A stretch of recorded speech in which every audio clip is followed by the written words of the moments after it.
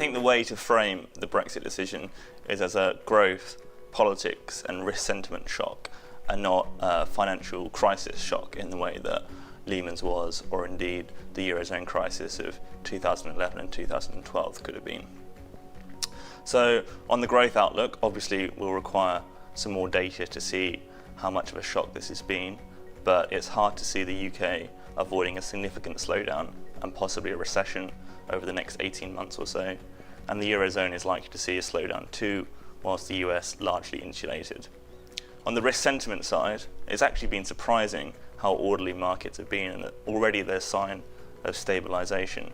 If anything, the moves, while big, are probably smaller than you might have expected, given that at 10 o'clock on Thursday, we were largely priced for Remain.